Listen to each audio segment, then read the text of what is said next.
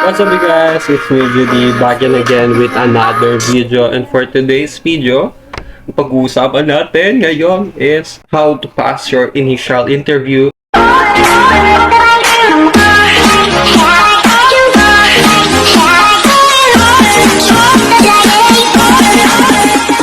Hello guys, update!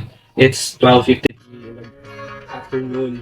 Nakapasa ako ng initial and assessment ng teleperformance Molino. So, ang init, super nakakapsa na ito sa akin, and they congratulate me na nakapasa na ako. So, if you are planning to apply in a BPO company, so give it a shot, give it your best, especially sa interview, i-showcase mo na confident ka na okay lang kahit di ganun ka ganda yung grammar mo, basta confident ka mag-answer ng questions nila.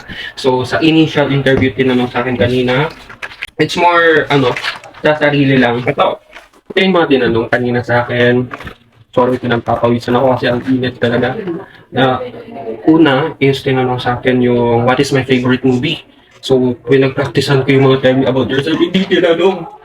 Pangalawa, what superpower do you want to have?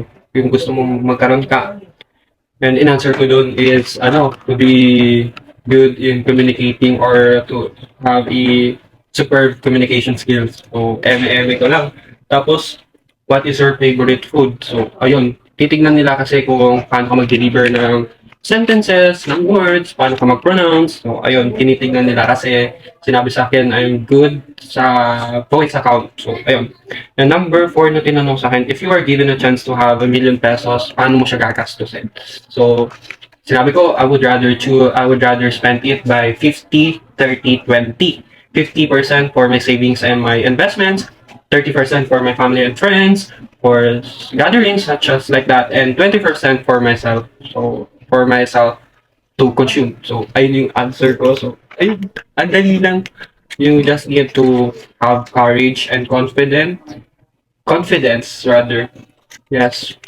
Tapos, I'm just waiting for my final interview. So, I'm really glad this is my very first time to apply in a BPO company. So, industry rather. So, hope me luck. Bye-bye!